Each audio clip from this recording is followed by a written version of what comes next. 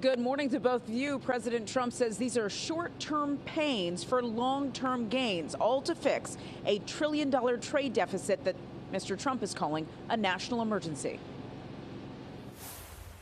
This morning, key Asian stock markets plummeted upon opening today as the world's reaction to Trump's tariffs continues. European stock markets took a tumble this morning as U.S. futures signaled more turmoil for American markets.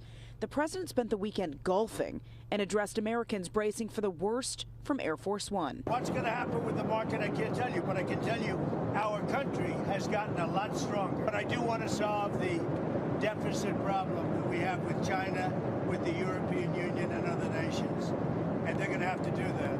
And if they want to talk about that, I'm open to talking. But otherwise, why would I want to talk? Americans bracing for the possibility of stocks plummeting again based on Trump's tariffs. The Trump administration starting with 10% on most countries and going higher with the countries that have the largest trade deficits, according to the president.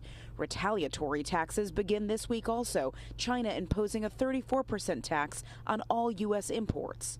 At home, Fed Chair Jerome Powell said these tariffs increase inflation and slow economic growth as companies will spend less due to uncertainty.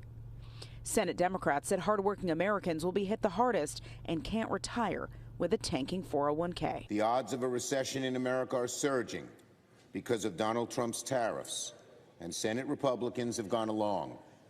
In fact, they are aiding and abetting it. In all of last week, based on these tariffs, we've already reported that New Yorkers, all New Yorkers across the board, from businesses to consumers, spending less, tightening their belts because of those shrinking 401ks. Vanessa and Craig? Now, Cal, of course, we've seen the tumbling stock market. There's so much speculation. But at this point, is there any way to predict how much this will cost Americans? Yeah, actually, I was just reading about that. The Yale Budget Lab found that this trade war will increase costs for Americans across the board anywhere from $3,400 to $4,200 per year. And that's based on either loss of income or spending more on things they need for everyday life. Vanessa?